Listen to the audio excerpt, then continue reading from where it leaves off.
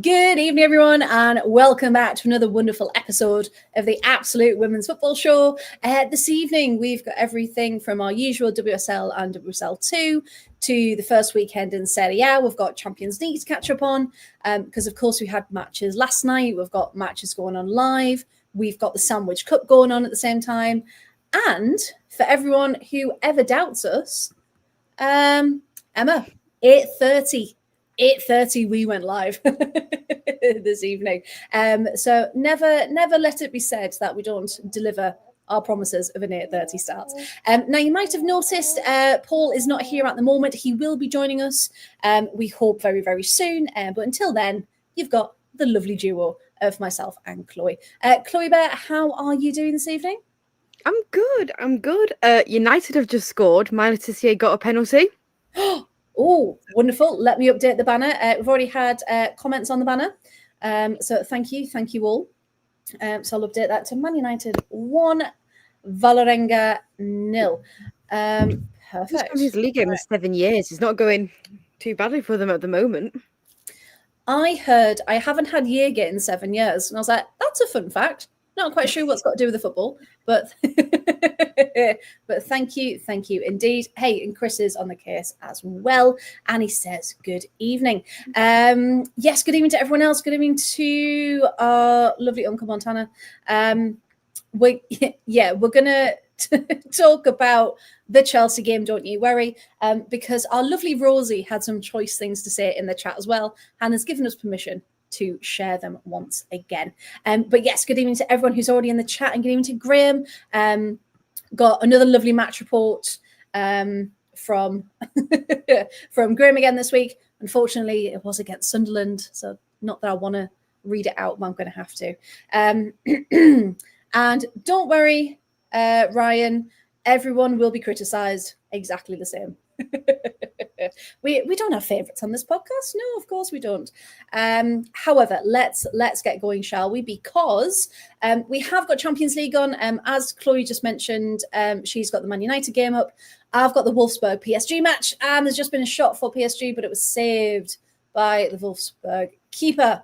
Very, very confident save as well. So this is going to be our usual show, plus a bit of a live watch along, plus a bit of chaos and everything else. We've got a baby, we've got a dog, we've got everything. So who knows what is going to happen in this evening's podcast. Now then, we're going to start off. Ryan, just you wait. She didn't say anything of the sort. Don't you worry. In fact, she's here. She's here in the chat. So don't worry. Rosie, if I do miss anything out, remember, whack them in the chat. Whack them in the chat. And we'll do it. So what we're going to do, we've got our latest news, as we usually do. That's where we'll recap our Champions League and talk about everything else that's going on at the moment, because it's not just Champions League. We've also got Subway Cup fixtures this evening as well. Now, I did have them up on my phone, which I do see them going through. So, yeah, we've only got 2 matches tonight. This was Group C, for those who were wondering. Yes, the Sandwich Cup. Yes, the Sandwich Cup. In the South Coast Derby, both games are on 75 minutes, by the way. South Coast Derby, Southampton 1, Portsmouth 0. Southampton doing very well the last couple of weeks. And, of course, we're going to talk about them during the WSL2 portion. And West Ham 1, Brighton 1. So, again, very, very close in the Sandwich Cup at the moment. Simon in. Yep, don't worry, Simon. We're going to talk about it. And Rosie, Queen of the Bridge and Lofts. Yes, indeed. And we've also got, joining us at the moment, is a fellow podcast. I was going to call you King of Your Loft, but then I thought, that wouldn't quite make sense, Paul. King of controversy. I'll take that. King of controversy, yes. King of snark. But no, we're so happy to see you back, Paolo. How are you doing? Not too bad. So I'm a little bit late. I'm a bit bunged up. So if I sneeze or whatever, I apologise. That's okay. Something's going round. Don't worry. We'll be all right. Now, Paul, we'll just say we'll do our latest news. We'll do our Champions League, and then we'll get into our games. So a bit of a live watch along, bit of a recap, and a bit of everything in between. So let's get going. I did just want to start off with a little shout out to Villa Women's under-21s team who beat Newcastle 5-0 earlier this afternoon. So well done, Villa under-21s, the academy team. Well done, you. That made my afternoon. We also had news today that the inaugural FIFA Women's Champions Cup, Chloe Bell, you put this in the chat as well, will take place in London at the end of January. So it's basically, if you know it from the men's game, it's just a slightly smaller version for the women's game for the first time round. And it's where all of the champions from the other 5 continental federations will compete for the trophy. And as Arsenal won the Champions League, they're going to enter in the semi-final stage. So there's a couple of rounds to obviously get to the semi-final, depending on the different federations. And then Arsenal will come in at the semi-final. And we'll be hoping if they can indeed win that one. I'm just looking because it looked like there was a foul against Pop. But they kind of just trip over each other and both go down clutching legs, but I think they're okay. I think it was just a bit of a knock on the shins. So it's still 1-0 to Wolfsburg in that match there. So that was the Women's Champions Cup. We also had, and we were talking about it in the group chat, weren't we? The first round proper of the Women's FA Cup. That was drawn this week with some very tasty ties. Paul, I know we just said there, talking about it in the chat. Any draws that you can remember catching your eye in the first round? Borough versus Wolves. Yes, yeah, that was one that popped straight up, wasn't it? A bit tasty. If that's the men's game in the first round of the FA Cup, that's a definite Friday night on the BBC, travelling to Kilsby Lane or wherever. Because, 2 third-tier teams, both of whom have ambitions of promotion. Perhaps yes. Wolves are slightly more realistic than Rugby Borough. I'd love to know where Rugby Borough are pulling the money from, because it's the same owner and they never invested this amount of money when they were in Coventry. Yeah, just shows you. Which is all I'm saying, and leaving it there so we don't get into any sort of trouble. Well done. Well done indeed. So we obviously said Wolves, Rugby Borough, Peterborough, Real Bedford. I thought it was going to be a nice local one as well. But we also talked about Burnley, Blackburn as well, didn't we?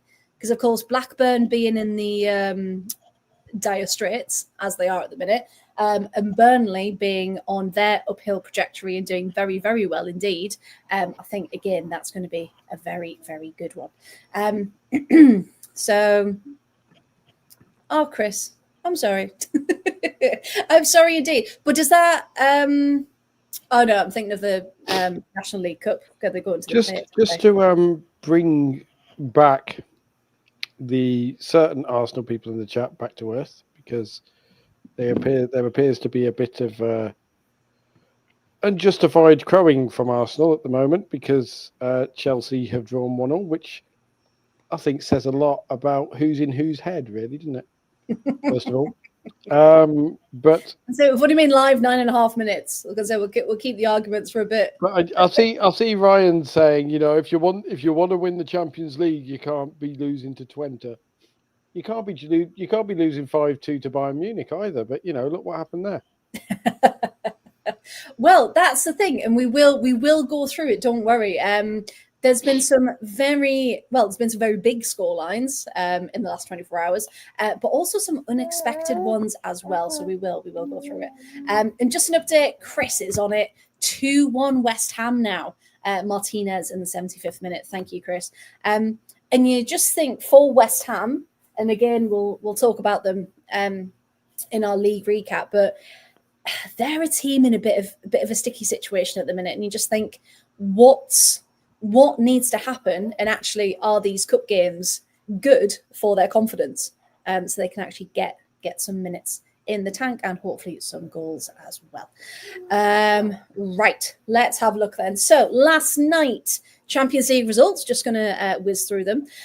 Juventus, Benfica, I know a couple of us were watching this one. Benfica were not messing about. They were very, very strong indeed. Apologies if you can hear a very happy baby in the background.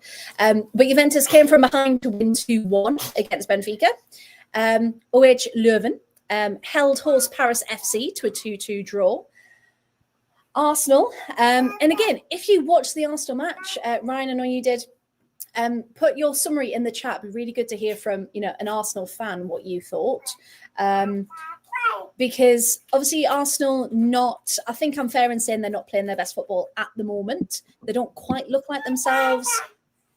As if they can't find the right formation. And just some things not quite right. And there's a lot of shouting going on the internet. So it'd be really interesting to see people's thoughts about Arsenal.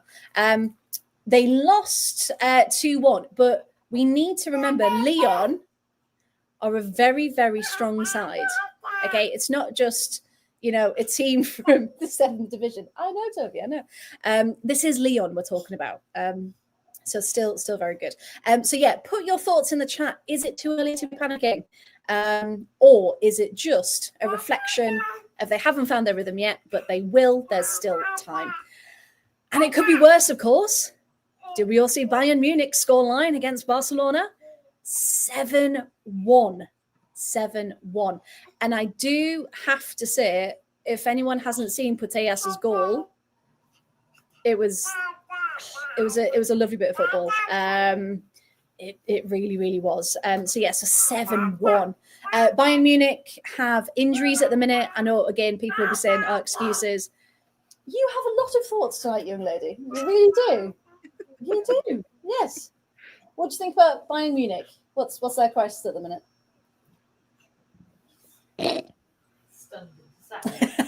Silence. Just, as soon as you actually talk to it, it's like, no. No excuses from the baby at all. There you go. She thought about it. This is great. She is going to bed in a moment. If anyone's getting annoyed, I do apologise. But you shouldn't, because it's quite cute. So just not their night at all. But let's talk a little bit, because I've just seen Ryan's put a couple of points in there. So, and Tony, well, this was the thing, wasn't it? So for those who watched it, goalkeepers do seem to be a bit of an issue. And of course, that unfortunate mistake from Van Domselaar did lead to one of the goals. I know, it was awful, wasn't it? So yeah, it just... nothing seemed to add up. Chloe, I know you were out yesterday evening, living your best life. Have you managed to see any highlights from the Arsenal game or anything from last night? Yeah, so I've watched a few highlights. I was at Busted versus McFly, for anyone interested. Great night. We were well close, and someone got kicked out of the pit, which is always... Sorry, there was a pit at Busted versus McFly. Yeah, I can't really say what it's called because it's not 9 o'clock yet. An actual mosh pit. Well, not a pit, but there's like the middle section, which they normally call the OMFG zone, but it was a completely different name last night. We're not going there. But someone got kicked out for swearing at Dougie. No, it was really... No, what was it? No, really, what was it called last night? If it wasn't OFMG, what was it? What was it? It's called like the Erection Centre or something like something like that. We weren't there. We were close, but not that close. And someone got kicked out for swearing at Dougie. It was quite entertaining, really. Why was it called the erection section? Oh, was it a certain demographic of fan base in there? Oh no, it's just a floor. It's just the standing section in it. Like just where the expensive. I mean, if they're calling it the erection section, everybody was standing up. Hey, however, the question was, did you see any Arsenal highlights?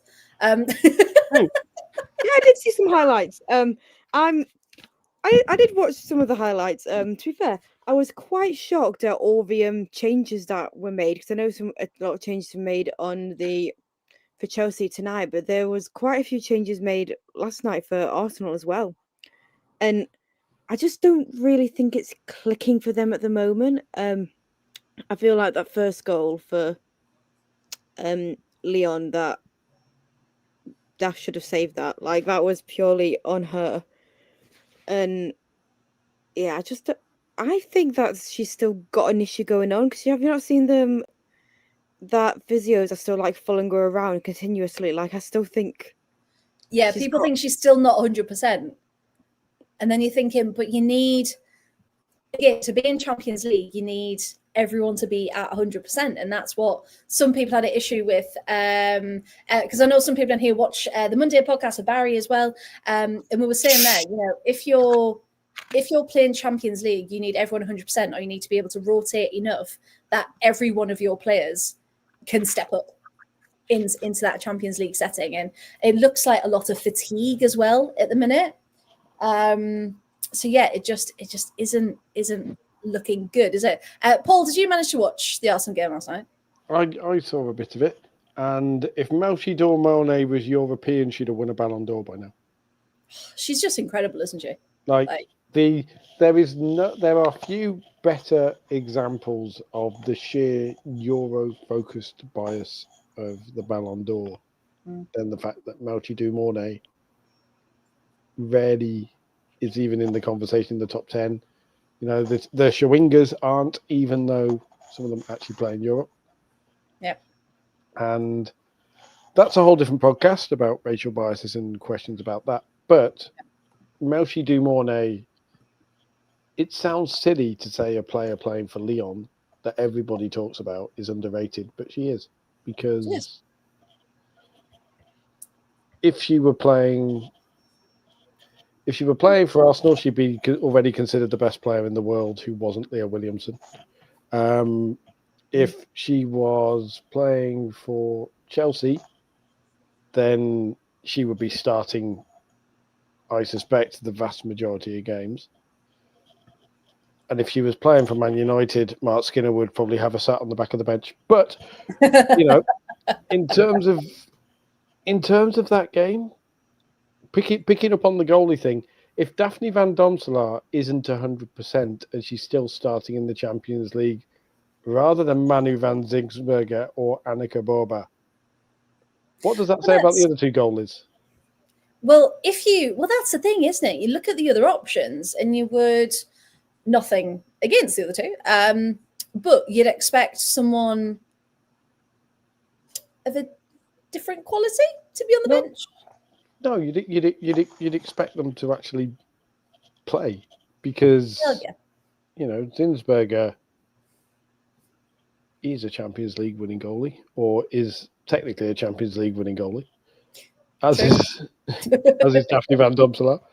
Yeah, obviously, but I just don't think this Arsenal team is very good at a European level. I think should they have done more in the summer? Do you think? I think they did incredibly well last season, and obviously we can't say they were lucky to win the Champions League or anything like that, because they played well. They were a system team. They came with a game plan and it worked. Yep. Will it work for them again? Not a chance. Well, that's the thing, because every season everyone's growing around them as well. So it went really well last season, but what's going to happen this season? Arsenal have this weird player cult. Sorry, Chloe, you're gonna do the glasses thing at me now, but Arsenal are better with Taylor Hines at left back. Yeah, I can take that. They are. Well, even Matt put it in the chat there. Taylor Hines played really well. She did. And I'm so glad that she got the opportunity to start and have more of a moment, because we haven't really seen it, have we? And at this point, is Katie McCabe starting for the vibes or for the memes or whatever? Because she's not Arsenal's best left back, Taylor Hines is. And that's another conversation of, a bit what we talk about with Serena Riegman for England. Are people starting because they've earned their place in the starting 11, or are they starting because of their name and because what they've done before and things like that? And when we talk about the Chelsea game tonight, that finished 1-1 earlier against Twente, which people in the chat, as we said, were having a few words over. Some of the players there, you think, should they be starting in a Champions League game at this point, or is it the name that's carrying them through? So let's go on to tonight then. So we had 2 earlier games. We had Real Madrid. Now, I thought this was going to be a tighter game, so it shows what I know. They beat Roma 6-2 earlier this evening. 6-2. I didn't expect 6. I thought it was going to be like 3-2. Or something like that. I didn't expect 6-2. But Twente versus Chelsea ended 1-1, with Twente actually taking the lead. Now, everyone in the competition, especially with this new league phase as well, it has been completely revamped. So you face 6 different teams, and the top 4 go on to qualify automatically for the quarterfinals, and the rest kind of battle it out, essentially. Obviously, our Rosie was in the chat earlier, and she sent us a cracking voice note and a play-by-play of a particular moment that she wasn't very happy with from earlier. And some of the key points, and again, Chelsea fans in the chat, see if you agree. Rosie said, what annoyed me the most was the complacency of the team. 8 changes from the weekend. Initially quite excited. We've got rotation, good, but it was too much. No one was shooting. No one was taking those chances. And overall was really frustrating to watch. And I think I've seen quite a lot of that in the chat. Substitutions didn't make sense.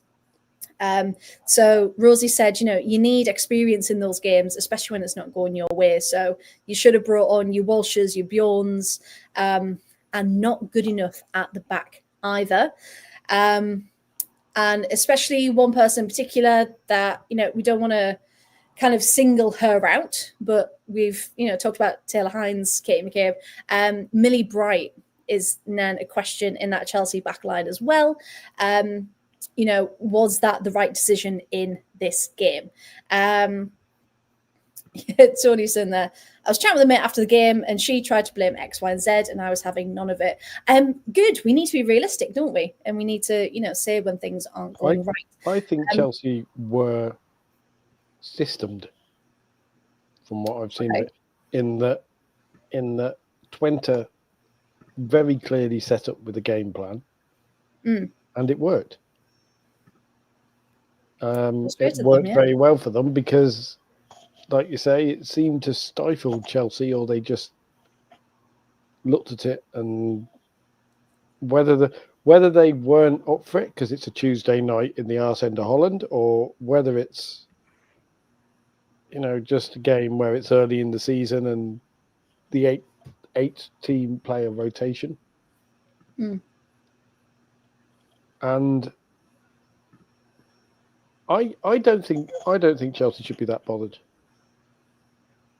in the sense that it's October and it's the first game of the season. And I don't think that any team in the Champions League this season that has an ambition to get anywhere near winning it is going to be good every week. No. That's true. And this is why we love people getting involved. So please do in the comments. Millie Bright wasn't at fault for the goal. Large number of the fan base really dislikes it and blame her for everything. Yet we have that in every team, don't we, as well? But of course, some fan bases. It seems to be a really toxic thing with Chelsea, Arsenal, Man United, Man City, that a lot of the fans on there who are the most vocal about blaming certain players are watching from afar. Like, I get the feeling you get a very different discussion of certain Chelsea players from people who actually who go and watch games and turn up at Kings Meadow even a few times a season. Yeah. Or even the ones who just watch every game. Because I'm aware, obviously we've got Tony, the Chelsea fan, who doesn't go to Kings Meadow every week because they're not there, and I'm not saying that Yeah, no, it's not. It's not that. Yeah, it's not that. But it's very obvious that the people who are quickest to criticise certain players are the very online sets of the fan base, and you very quickly get lynch mobs form on certain players, and then you get popular fans from teams decide that they don't like a certain player, and then that gets shared and everybody agrees with them, and it all gets. That's a shift, yeah. And you can just tell, can't you, online, who are the proper fans that really care and the dissecting things because they're trying to understand what's maybe gone wrong or what's gone right. And then you get the ones that just jump on the bandwagon because that's what they've seen, so that's clearly true. Yeah, I completely agree. It's not even a prawn sandwich brigade though, Graham. It's because it's not casual fans. Some of these people are ridiculously obsessed Chelsea fans or whatever, and they're always posting about them. It's just they want to have hot takes all the time, and they seem like they want to lead the conversation. And they say, it's when people start talking about, oh, should we sack Sonia? Behave. Well, they're already having the conversations about sacking Renee as well, and you're like, come on. After everything, you can't judge and you can't make that much of a big decision over a couple of games. Sometimes you don't win in football, and unfortunately, I think some teams and some fans, not all fans, have and do forget that sometimes. I think women's football, particularly with the big four teams, is incapable of nuance, and I think that is often fed by a lot of other podcasts. Certainly, I mean, we try not to, but Manchester United fans would say otherwise. But it's either like Rosie says. Rosie's point, the reasonable point is, I don't like people who hate on Millie Bright, but she can't be playing every game at the moment. That is a reasonable, nuanced view because she's good, but the demands might be a bit much. Yeah. And the issue that we're talking about, because you're right, it's not the fact that we're naming a player, absolutely. We'd never want to single anyone out, but it is the fact of the wider issue of players need to be starting because they've earned their spot, and the issue of some coaches refusing to drop players if they're not performing to the best of their ability as well. I think fan pressure has a thing as well. I think fan pressure at certain teams it shouldn't, but it may certainly, particularly when teams are struggling, enter into coaches' heads. Yeah, thinking, oh, well, I need to pick them. I think it certainly does at Arsenal. Because of how vocal the fan base of certain players are. I think at Chelsea, to say that Sonia Bonpastor would be influenced by someone yelling on the internet is ridiculous, because I just don't think she would. No. And I don't really think Rennie Slagers would, but you wonder if there are other people in her ear going, oh, well, we've got to pick this. Yeah, player. We have to pick X, Y, and Z. Yeah, no, I agree. And it's just wrong. It's all wrong. Chris doing the football gods work here. Women's League Cup full-time then. West Ham did it. They won 2-1 over Brighton, and Southampton won 1-0 at Portsmouth. Thank you, Chris, for that one. So that was in Group C of the Sandwich Cup this evening. And Simon kind of agreeing with everything, just saying Sonia made too many changes, which didn't help the rhythm.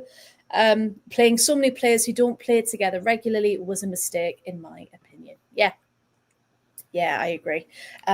Because Rosie did shout out, I can't remember who it was. Again, I'm blaming Baby Brain.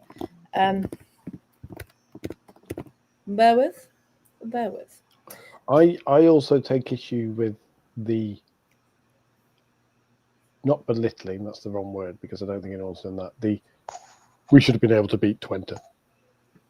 I think they're not being given some of the credit they deserve, just because they haven't got well-known names, with the exception of Jill Roord. Doesn't mean they're not very good players. They're Dutch champions. Yeah. They beat Ajax and Feyenoord for a start with more money. And that's the thing. And I don't think, and again, we talk about the WSL2 each week. We know anything can happen. And I think people have got to realise anything can happen. And yes, the the probability of Chelsea winning usually is quite high, but other teams on their day can do it and they can nick points, and that's how it goes. And yeah, I think people need to be more aware of it's not just one team having a bad day, so that's why that team won. It's no, actually they're good. They can. I'm going to single out Jamie Ravensbergen as well for Twente, because she is top scorer in the Dutch league at the moment, and she was top scorer last season with 24 goals. And she led the line so well for Twente, like absolutely thankless task, and she just never stopped running. And it was almost as if, like, people talk about Chelsea passing sideways. It was almost as if Chelsea were like, we've got these red shirts in front of us, we have to pass sideways and around them rather than just directly through them. Going forward, yeah. And I think that was who said that earlier? Was that it was Tony again. Twente were stunned sometimes when we actually tried to go forward instead of passing it about.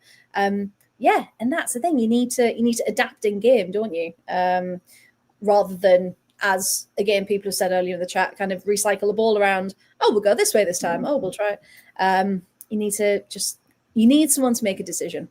And I think that's maybe what's lacking sometimes. But yes, the Champions League games that are going on at the moment, it is half time. So let's have a quick roundup. We've got the ticker going across the bottom of the screen, which I am trying to update as we go as well. So we've got St. Paulton are currently 4-0 down at home to Atletico Madrid. Man United are 1-0 up, as Chloe Bear told us earlier, by that Milo Tessier penalty. And Wolfsburg are 2-0 up now against PSG. And it was a lovely Alex Pop goal for that second one, hence my hashtag this evening, because I knew she would do something incredibly special. Right then, I think let's, and of course we'll keep you updated with those. We are still watching in the background. I think let's start with the WSL2 this evening, the championship, because we had some huge results from this one. Now, here we go.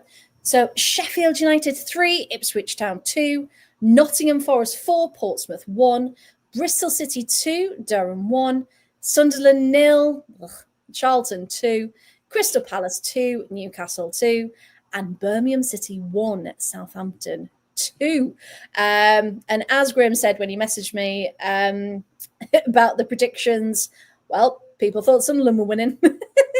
So it just shows you cannot predict anything, even though we try. Paul, is there anything there that stands out for you from this weekend? Nottingham Forest sitting third.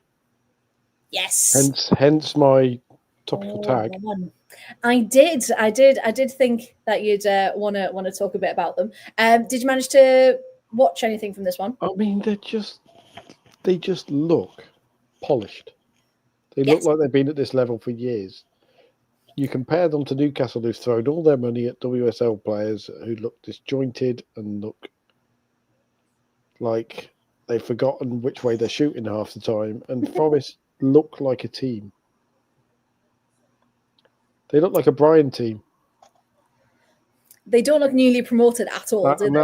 That's the highest compliment I can give them, is they look like Brian's Everton when Everton are on song. Like, just every individual piece working to better the whole. Yeah. They just they look really, really strong. And for this one, I mean, there were some cracking goals. So if people haven't seen the highlights from this one, please go back and do it. But Paul, did you want to take us through it? I mean, I felt sorry for Portsmouth, because I think Portsmouth perhaps didn't expect to be blown off the field in the way that they are. And it's a weird thing, because like Forest have played 5, won 3, lost 2. They only have a goal difference of +3.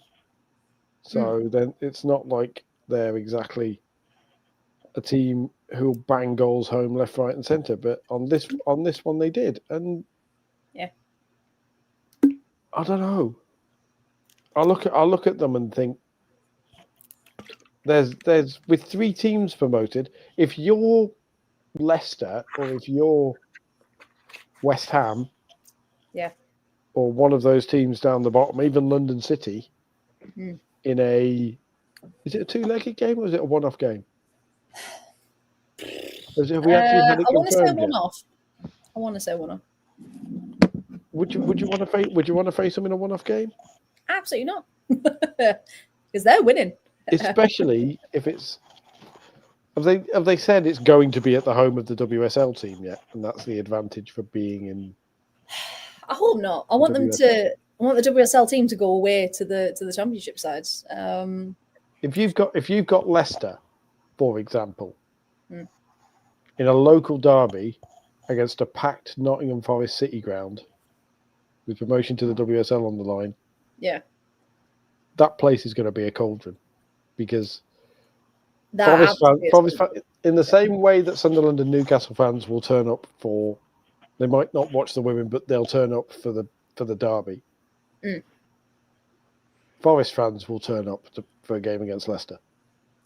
Well, that's the thing, because Forest fans in general, I mean, they're getting over 1,000 at their matches, and that's just in general. So to put it as quite a local derby, I think there's going to be massive, massive numbers there. Because Portsmouth took the lead, didn't they? Meg Hornby, who we've spoken a lot about over the years that have been on this podcast, 12th minute, and you think, okay, if Pompey can keep this up, if they can keep that lead, if they can keep adding to it, because it looked like she was going to double it a couple of minutes later. And that's Meg Hornby is way underrated. Yes, agreed. She was underrated for Blackburn because Blackburn basically had Saffron Jordan, and that was it. And nobody else really got mentioned. And she's moved to Portsmouth, and she is the reason they stayed up. And they've got, as Graham will notice, ex-Charlton, Ella Rutherford playing as well, who got an assist on that goal. And after 12 minutes, for 45 minutes, for a whole half, effectively, away from home against Forest, they looked fairly comfortable to Portsmouth. Yeah, that first half, you thought they can do it here. However, Forest found a bit of a rhythm, didn't they? Forest found a bit of a rhythm. 21 shots to 8 for a start.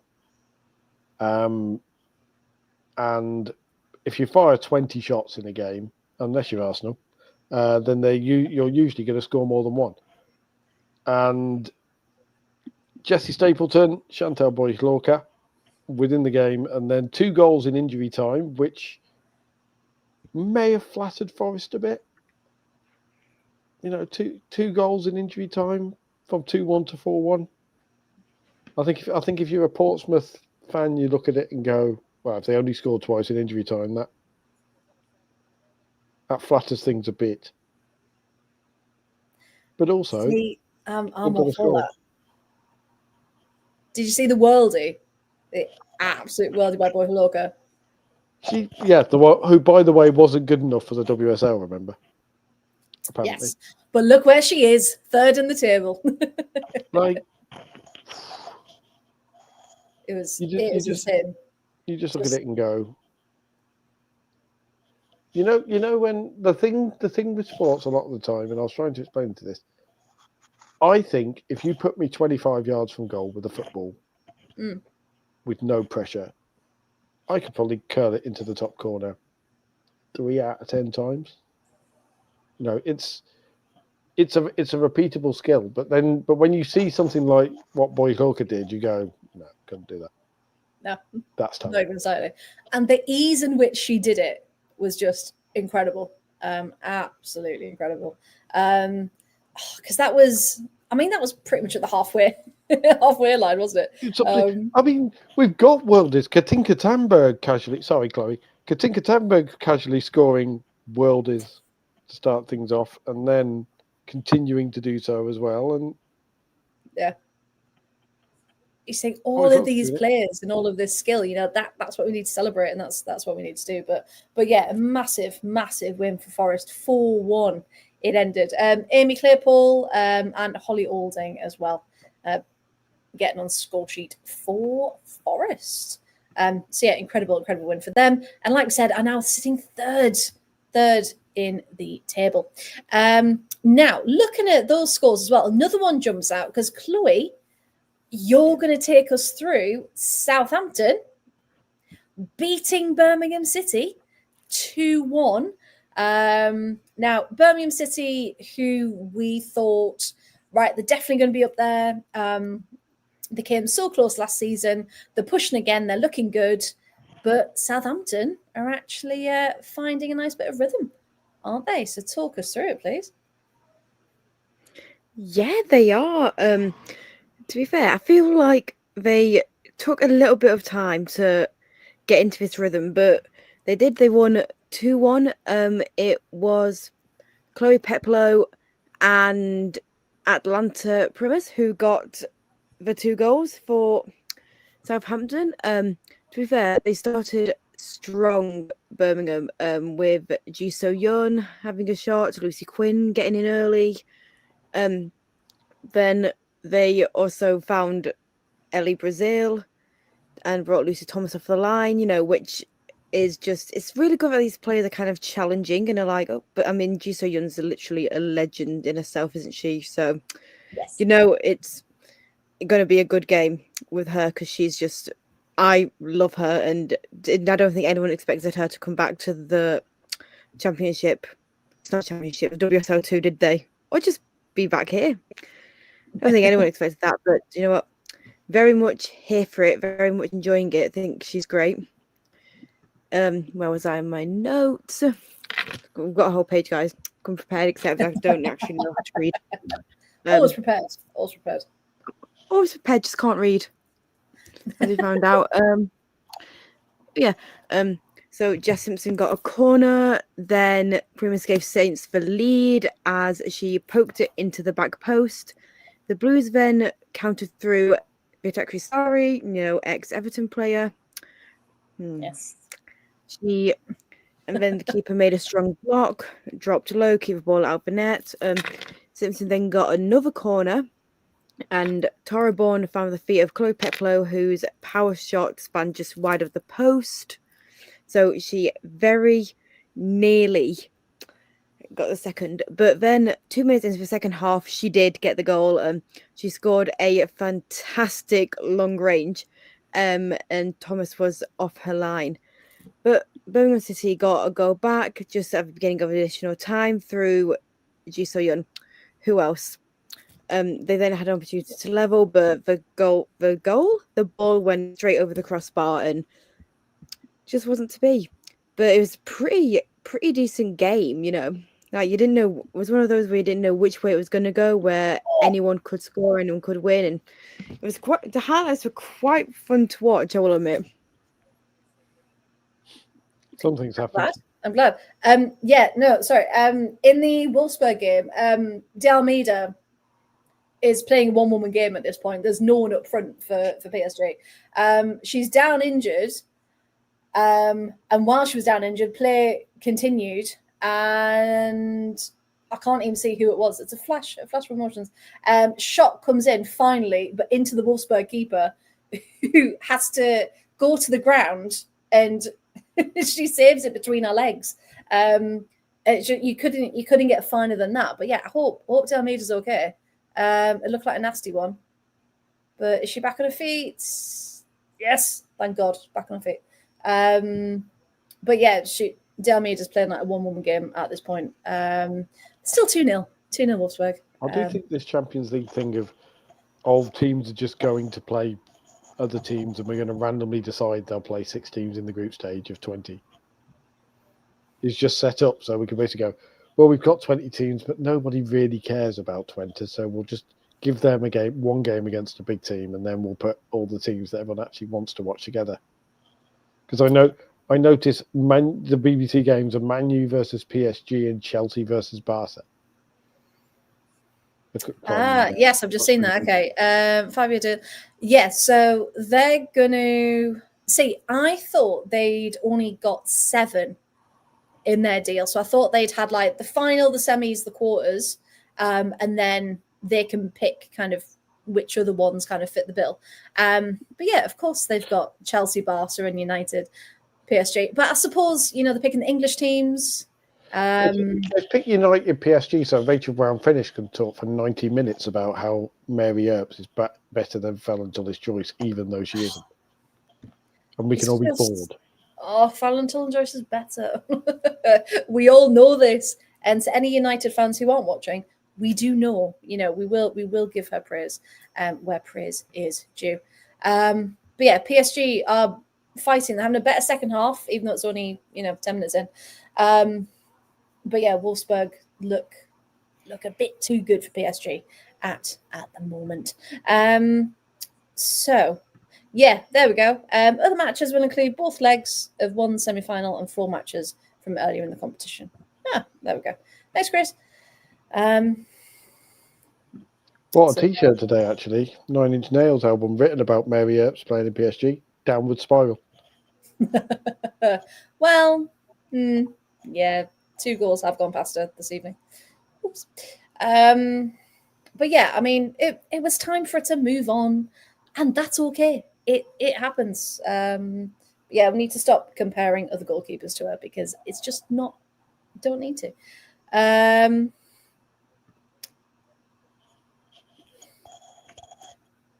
I can think of someone worse than both of them, to be honest. I don't mind Leanne Sanderson. I really don't mind her. There's someone else, as soon as they're commentating on an Arsenal match, you go, oh, God. That doesn't narrow it down. He was not one of those 2 options. So there we go. Do they have an Irish accent? Yes. Let's play Guess Who. Emma Byrne after listening. There we go, Tony. There we go. Now, from these other games, then, so I do have Graham's match report that I'm going to whiz through as well. But I also wanted to talk about Sheffield United 3, Ipswich Town 2. Quite a flattering scoreline, I think, for Sheffield. They had a really good start, and this is their first win of the season. And Ipswich, although obviously they didn't win, they had some really good moments, and there was a red card in this one as well. So I'll take you through it nice and quickly. So Sheffield took the lead. It was a poor goal kick from Ipswich Town, unfortunately. Charlie Devlin able to intercept, scored into a pretty much open goal, 1-0, nice and easy. Nice bit of build-up play. Amy Andrews, now at Sheffield United, of course, made it 2-0 just before half-time. And it looked as though Ipswich were a bit all over the place, a bit disjointed. But they really started to find their rhythm by the end of that first half. Andrews then gets her brace as soon as the second half starts. Ipswich's midfield just kind of switched off. She was allowed to run through, and there we go, 3-0. And you think, can they come back from this, Ipswich? Mistakes made once more this time, but for Sheffield. They got caught playing out from the back, and it was Lafayette, I believe. Her back pass was intercepted. And this is where we need to talk about commentary again, because the commentary said that Neville scored, but it was Sophie Peskett who intercepted the ball and Rihanna Dean tapped it home. So no Neville involved whatsoever. But according to the commentary, Neville scored. So that was Rihanna Dean. Town's second of the afternoon, Rihanna Dean yet again. We need to talk more about Rihanna Dean. Comes from a set piece, ball comes into the box. Lovely. Sheffield player goes down. I couldn't quite see who it was. Seemed to be a clash of heads. Ref says play on. A few of the Sheffield players have stopped and been like, you need to blow your whistle. What are you doing? But Ipswich keep on playing and they get the ball in the back of the net. And like we always said, you play to the whistle. Do not stop earlier. So that was Peak setting up Dean again to make it 3-2. More drama. 80th minute. Red card is produced. Now, if anyone else watched this game, please do let me know. But it seemed to me on the replay. So the red card was given to Beth Rowe. Okay. And it seemed like Bristol had just come on for Sheffield like 2 minutes beforehand. Her and Ro both went for the ball together. Ro muscled Bristol off. So as she's gone forward, it looked on the replay, allegedly, not accusing anyone of anything, that Bristol had gone to then pull her hair or pull her back, as Ro was now in front of her. So Ro's turned round in, as most people would, I think, without thinking. She's turned around and gone to swing for her. Now, you can't do that. But it's at the back of Bristol's head. And yeah, because obviously you should never act like that. I know I'm laughing, but it was quite funny. But we also shouldn't be pulling hair either, just as a blanket statement.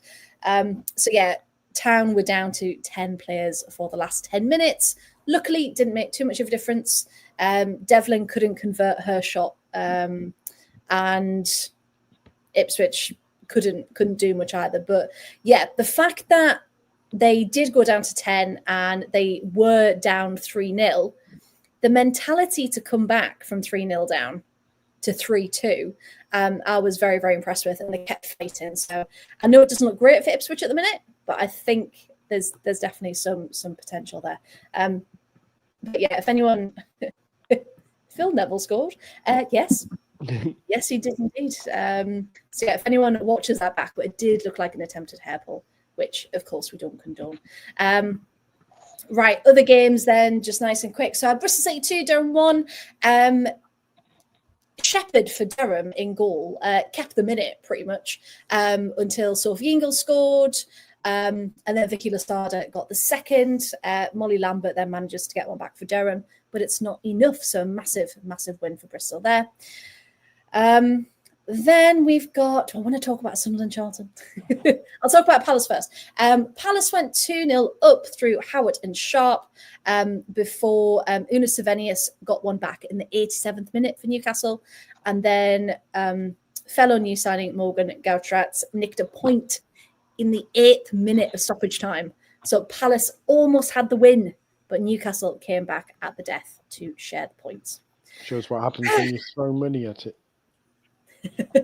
Then you can nick a point. Because, you know, that how much do we reckon that point cost Newcastle? About $500,000? Yeah, probably. Yeah. And as Graham kind of said, wheels are falling off a bit for Durham at the moment. Yeah, they started quite strong.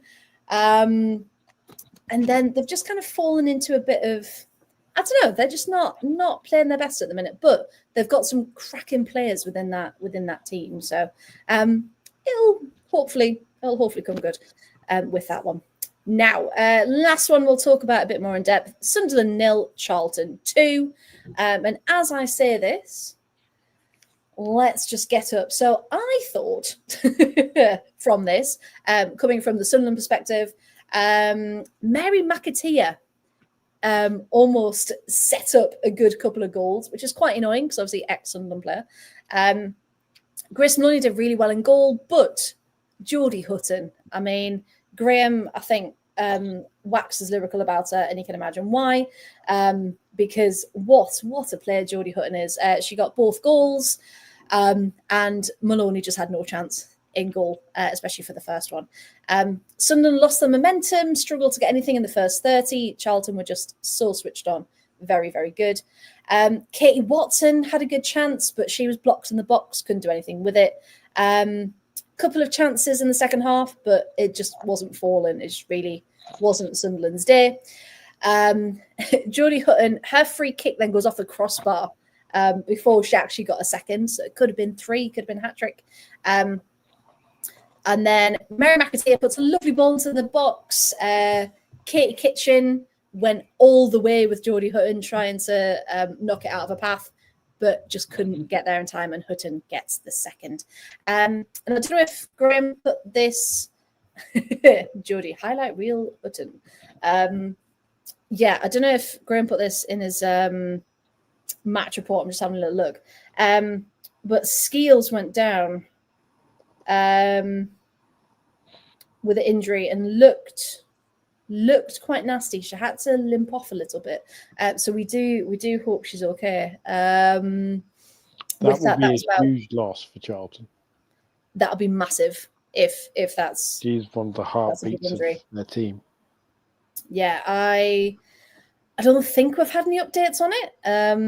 But yeah, if we have, Graham, do keep us up to date. Because yeah, should be a massive miss. Few late chances for Sunderland, a rare mistake for Charlton. They were so good all match. But I think it was Marissa Shiva, her strike just skied over the crossbar, and that was done. So Charlton still undefeated. Only team. Yes. Hey, I'll get to it, Graham. I'll get to it. Hang on.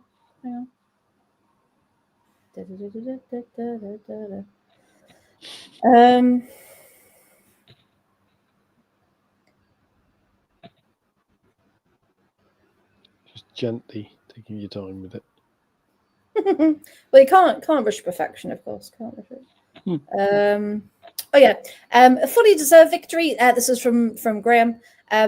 Sunderland improved after the break, but only looked threatening at corners. Everything in play, Charlton dealt with relatively easily. Only downside were injuries to centre-back Scales and Endow, but hopefully nothing too serious. Yet again, rock solid at the back. Yeah. Only conceded one league goal. I mean, that's a stat and a half, isn't it? And are now unbeaten in the league since last November.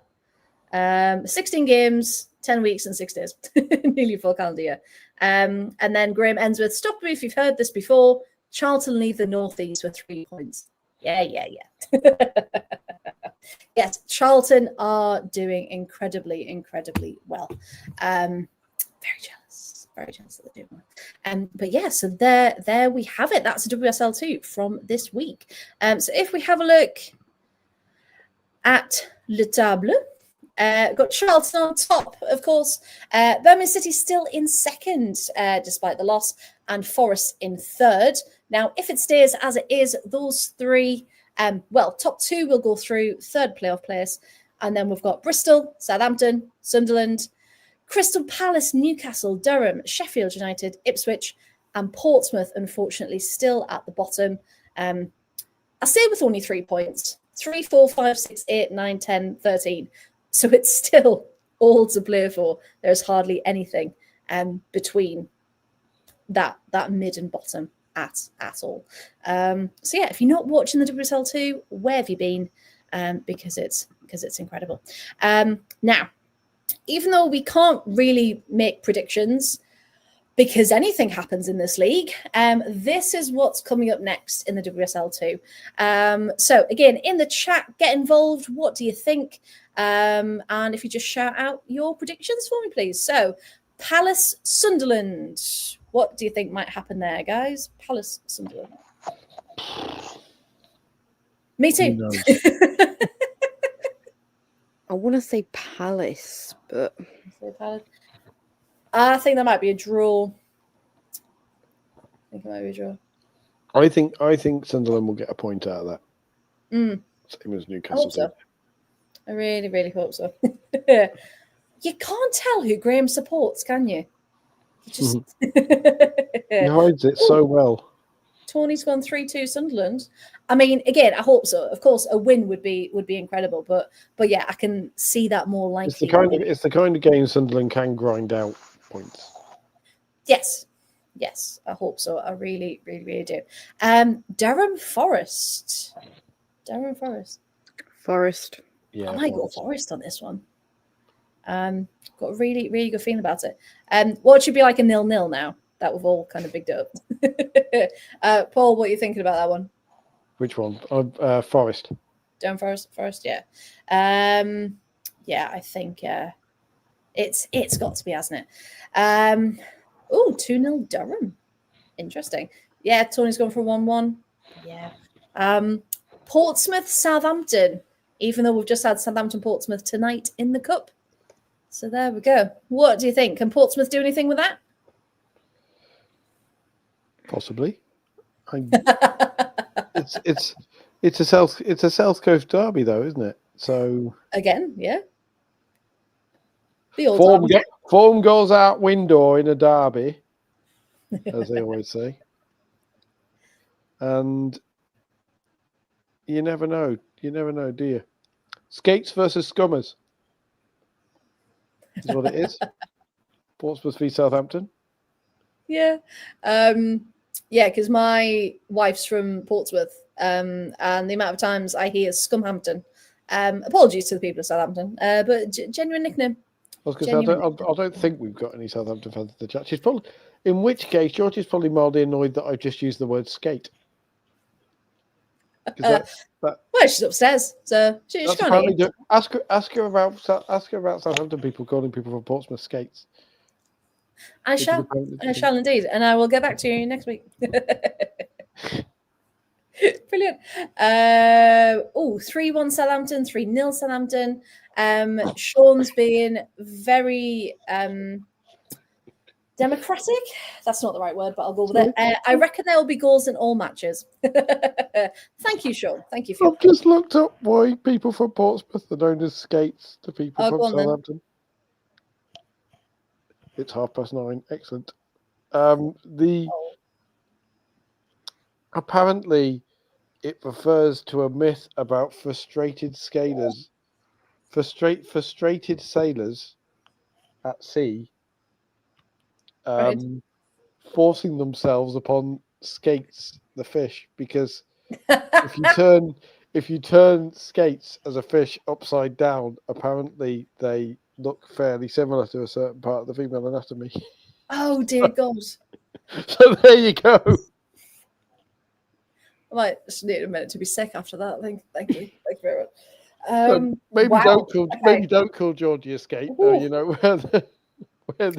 No, I think the divorce might be quite soon after if I. If we do you can tell you now. No, you've now heard the nickname, and now you know why it's called Scumhampton. If that's what they use. God, I tell you what, you can't beat like English folklore, can you? Like, and all these nicknames and stuff. It's just, oh God, awful. Who'd win in a match between Northampton and Southampton in a battle of the Hamptons? Well, if Danny was here, he's saying Northampton. Then of course Northampton, who have also got a very good tie in the FA Cup.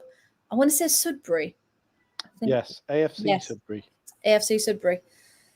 So that should be very, very good indeed. No, I can't make that joke. Right. Ipswich Town versus... Yes, you can make that joke. Go on. If you're saying you can't make that joke. Another time, maybe. If it's any consolation, people from Leicester call us Peeping Toms. What, you in particular? I refuse to say no. No. Conventions in general are known by people from Leicester as Peeping Toms. Because of the obvious offensiveness of it. Yeah. But also because that's where the actual expression comes from, because of the person who looked at Godiva. Oh. Hey, what a claim to fame. What a claim to fame indeed. We're also known as COVIDs, apparently. Oh, okay. So there you go. See, sometimes people are really clever, aren't they, with their imagination? Other times you think, why bother? Why bother? But yes, the next prediction then. Ipswich Town, Birmingham City. That should, well, a big one in general, but Birmingham City need to win that one. Should be Brum. That should be Birmingham. Should. However, Ipswich, they've shown what they can do. Graham saying 3-0 Birmingham, bounce back game, unlucky timing for Ipswich via Colchester. Yes, indeed. Newcastle, Bristol. I think Bristol might get that one. And finally, Charlton, Sheffield. Well, Graham will thank me for this. Sheffield United.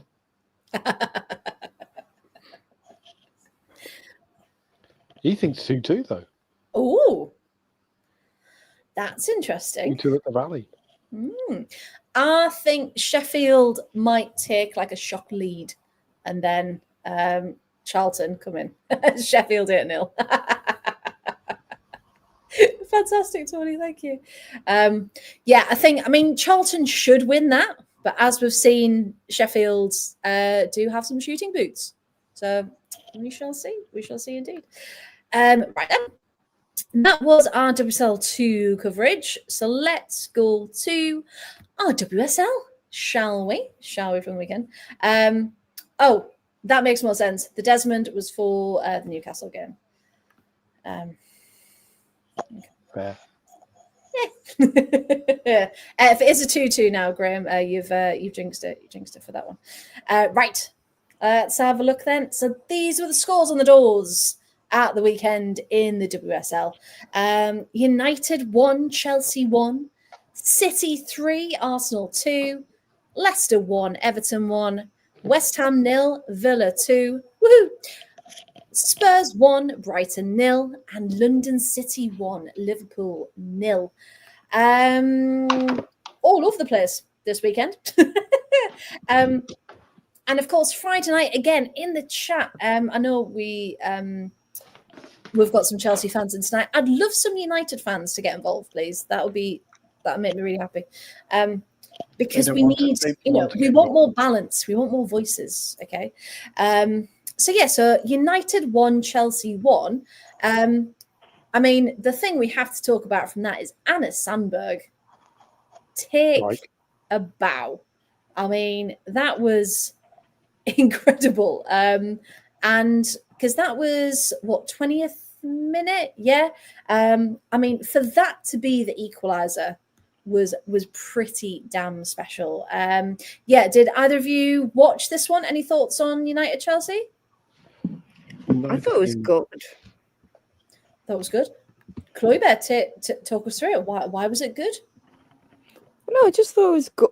I just thought I enjoyed it. Top of the table clash, type thing. Like, I mean, it was huge for Chelsea. Like, not only dropping points, but also United type thing. Like, I just really enjoy. As a neutral, I just really enjoyed it. I just thought both teams had such good chances, type thing, and that it could have genuinely been like anyone's game. Like, I didn't think at one point United were going to get all 3 points, but you know what? They'll probably be happy with a draw against a team like Chelsea. Like, anyone would be happy with a draw, but also, is this the start of Chelsea's, not downfall, that's not the right word, but where they're not as dominant, because that's part United did look like they were all over them. So could this really be the start of like Chelsea kind of going on that little not winning everything? Oh, I've said it, it's out there. Controversial thoughts indeed. But no, and like we said earlier, you can't win everything all the time, even though you might want to. Sometimes things just don't go your way. Captain got the opening goal in the 9th minute, assisted by Kat Macario. And you thought, okay, 9th minute, Chelsea have scored. Lovely. They're going to keep going. They just couldn't really seem to get going.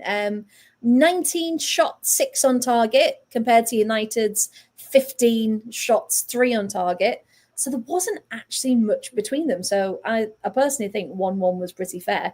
But a lot of people are also saying, is this going to be the first real test of the league?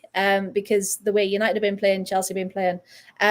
Paul, what did you make of this one? Do you think 1-1 was fair, the way both teams played? I don't think Man United will ever have a better chance to beat Chelsea without beating them. Also that, yeah. Do you think they could have / should have? Sorry, Chelsea fans. Yeah, they probably should have. Yeah. But this is why I don't think United will win anything, or at least not the league, because these games they're not playing to beat their rivals. They're not playing to beat Chelsea or Arsenal, or we'll see in the Manchester derby. But the history doesn't say much. Mark Skinner's football doesn't play to beat teams. Well, doesn't play to beat rivals. I mean, they're only 1-0 up against Valerenga, and they should, realistically, with all due respect to Valerenga, be 2 or 3 up at home in a half-empty sports village, because after all the yelling about being in the Champions League, Man United fans haven't turned up to watch it because it's not a Sunday. Yeah. And just looking at the stats from tonight's game, they've had 16 attempts, 6 on target, 6 off target. Vålerenga have had 1 shot, 1 on target. That's it. Yeah, this is a Vålerenga score in the 88th minute game. Yeah, waiting to happen because Skinner hasn't killed them off. Yeah, so it's in there. United playing for a draw. Yeah, after a certain point, I mean, Sandberg, I think, was the exception to that, because that volley was incredible, but the rest of it just kind of lacked like a bit of urgency, and I think same from Chelsea as well. It just kind of never seemed to really get going, and there wasn't that moment of brilliance and that moment of magic, and time wasting. You just think. Yeah, like you never believed it was going to go further than that. So I can kind of understand what you're saying there as well. So yeah, 1-1. I mean, the teams, someone should have won that game. Like someone definitely should have taken that chance. But yeah, 1-1, and that's Chelsea should have won that game, probably. Should have. Chelsea.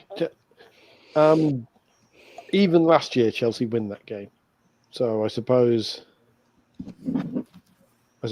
if you are a Chelsea fan, that might be where the slight worry might kick in. Because you can see it from 2 perspectives, can't you? Like the Chelsea side of, we probably should have won that one, with the United side of, well, we didn't lose that one. So that's getting better in that aspect as well. But yeah, I mean, a point, still a good point. Chelsea's still unbeaten per se, but just ended their 100% win rate as well. So obviously not what they would have expected from a Friday night at Lee Sports Village either. So let's have a look then. So that was your 1-1. Chloe will come back to you, because you're going to take us through City Arsenal, because you were there, you braved the wind and the rain. So we'll just have a quick look through the others first, and we will come back. Spurs 1, Brighton 0. I don't know if anyone else saw this. I think there should have been a penalty, and I really think Spurs have got away with one there. Just a bit. Just a bit. We're going to discuss penalties at some length. We are, aren't we? Let's start with this one, because do you want to describe it? I can try. So it was Toko Kogo, wasn't it? And she'd slipped in the box, and instead of getting back up to try and regain the ball, she then puts her body over the ball and curls up to be like, no, you're not getting it. And sends the forward over the back of her. Yeah. And sends the forward over the back of her. Yeah, Brighton should have had 2 pens, clear handball. And again, it comes back to the refereeing, doesn't it? Because that shouldn't have been. Spurs have got very lucky with that one, that it wasn't even a card or anything, was it? It was just wasn't even looked at. No, it wasn't even looked at. I believe everyone kind of looked at it and went, yeah. Because of that win, look where Spurs are. They're 3rd. If the league ended now, Spurs are going to Europe. And they're guaranteed to be above Arsenal for at least 1 more week. Yes. So, hey, Spurs fans, if you're about, take it while you can. So, yeah, interesting result there. That probably definitely shouldn't have happened. But again, Brighton not seeming to really find their rhythm either. And I know we're saying that a lot about teams, but it just, things just aren't adding up recently. But the one that, again, we really wanted to talk about on the back of that was London City 1, Liverpool 0. And it's not just the fact that we're worried about Liverpool even more. It was the issue with the London City penalty. So yeah, Paul, do you want to take us through this one? Because neither team were very good. no, Like this is a definite. If Rosie had been watching this, she would have said, "Oh my god," or it would have been the classic Rosie, "Oh my days, both teams are shit," because they were. Like, honestly, yeah, just nothing was happening. Nothing was happening whatsoever. well, they weren't shit because it was women's football or anything like that, or low standard of play. They were shit because they were just two bad teams. Yeah. Should we put some stats on it? Liverpool had 3 shots. 1 was on target. London City had 9 shots and 5 were on target. Possession was pretty much equal. London City had slightly higher touches in the box. 3 saves compared to 1 for the keeper. That's about it. Nothing else really happened, and that's kind of how it felt watching for 86 it well. minutes. Yeah. Until Until another fine example of Nikita Paris being creative. You panicked to what you panicked to what I was going to say there, didn't you? I'm just quite impressed with it being creative. Yeah, you keep going. Nikita Paris has a gift for influencing referees, I think. Yes. To get decisions in her favour that perhaps she doesn't deserve. And she is aware of this and tries to do it an awful lot. I can't believe she managed it. Have I walked the line here safely and not actually called her an outright cheat? Which you had until that moment. Others have. I am not. Others have. Ooh, 5-0 Atletico Madrid. Others have called her an outright cheat. I am not. This is, just as an aside, Chloe, guys, this is very Housewives. I've heard people call you a white witch. Brilliant. But I wouldn't say that. Fantastic. Other people might say Nikita Paris cheats. I couldn't possibly comment. But no. The reason this is the case is because she was actually on the end of a bit of cheating from Chloe Kelly as well, who is another player who is very, very good at somehow getting people not to notice how close to the line she plays all the time. And perhaps gets away with things. Yes, Tony, if this is Michelle Kang wondering what the hell she spent 40 million quid on with the shot of her in the stands. Oh, goal. Alex Pop once again. Is that Wolfsburg 3 PSG 0 now? Yes, it is. And you first time in a while the Germans have conquered Paris. Hey, there we go. Don't mention the war. Don't mention the war. We did not start it. Yes, you did. You invaded. But anyway, if I were Katarina Kadrinek, I would be annoyed at this point that I'm not being given a chance to start for PSG. Because yeah. I mean, that was the build up to that was some really lovely build up play, and then Pop just comes sailing forward with a header like, "I'll get it," straight to the back of the net. Starts a leap at the halfway line, like yeah, and then just suddenly she's there like a rocket, just into the back of the net. If it wasn't for the fact that the artist in question we now can't play for any number of reasons, I feel like Alex Pop. This is maybe a Vine reference. You know that Vine of that lawnmower taking off with the. Oh, that's a reference. Okay. That is a reference. It's a random lawnmower taking off with one of these 80s rising crescendo female singer song going all the way up behind it. Yeah. That's Alex Pop leaping for a header. Just, previously it might have been, she treats every header like it's a climactic scene in Space Jam. Just like in Space Jam. Oh god. Yes. Yes, Fantastic. folks, I am old. Which means Everybody get up. It's time to slam Paul for being old now. 6-0. Yeah. Should be watching Atleti. But this digression, should we return Fiamma. back to... Fiamma got the goal there. 2 in 5 minutes. She's doing well. There we go. Should we return back to what I was trying to say before I ended up talking about I suppose. Yes, go on then. I might have to put that Vine in the group chat just for people to understand what on earth they're talking about. But yes. So ball over the top. In the 80 whatever it was minute, 86th minute. And it's one of those horrible lumps over the top that drops just outside the penalty area. Yeah.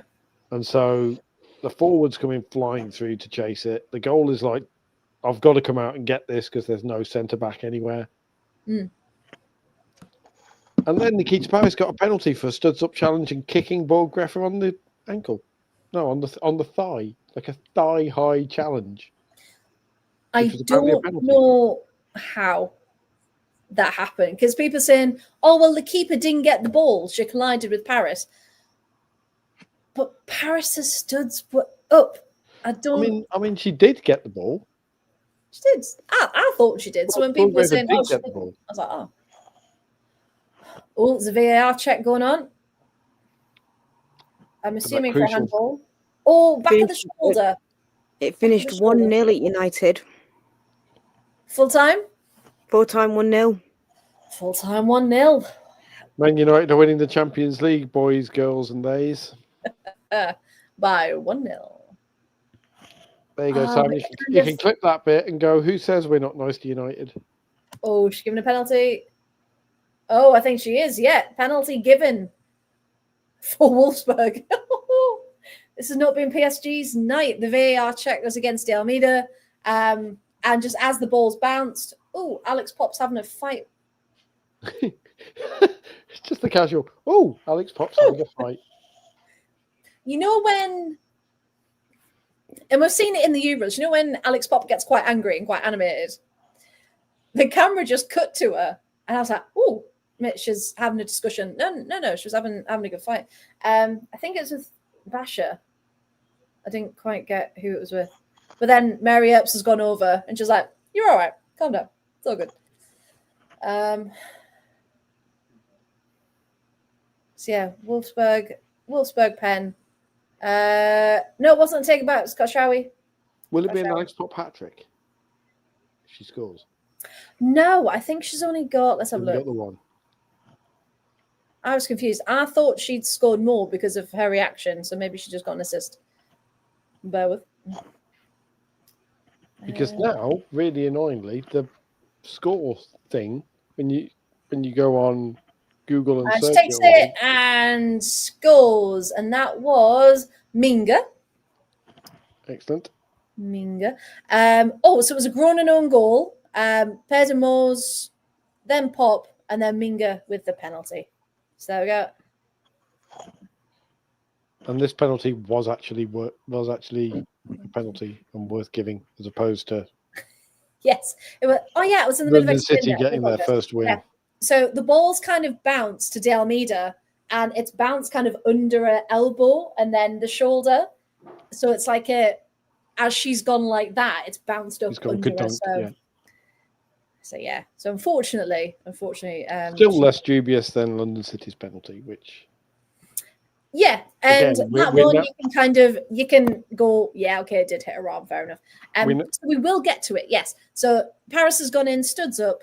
Taken Borggreffer out completely. Yep. And then gone spinning through the air with 2.5 twists and curled up like someone had shot her. with a double pike. Both players are down, and Emily Heaslip, the famous, one might say, the doyenne of referees in the WSL. You always know when Emily Heaslip is reffing, you're going to get something to talk about. It doesn't help the case, does it? She is the very referee personification of the famous Chinese proverb, "May you live in interesting times." Like, what a reference! What a reference to do. Which is a Chinese curse, believe it or not. So there you go. Oh, there we go. And the penalty was scored. It was Elena Linari, who was on my bench, by the way, because she didn't bloody play last time. So I was like, oh, she's not in favour. I'll leave her on the bench. 15 points I could have got for my fantasy team. I am ashamed to admit that I did not get my fantasy team done in time for the opening week. And as soon as that happens, you're kind of like, oh, there's no real point playing because I'm like 4 weeks behind now. So I was a bit annoyed that she got the penalty. 89th minute as well. And you just think, on the flip side of that, if that hadn't have happened, because it shouldn't have happened, a point for Liverpool, just what that would have done for confidence, I think, because they're not playing well at all.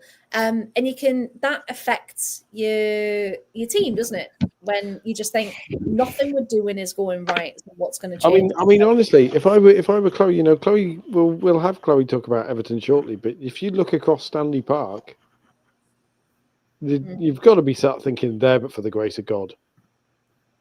Yeah.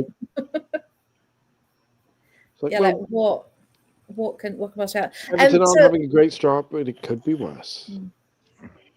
Exactly, because Chloe, just a quick one on Everton. Obviously going 1-0 up through.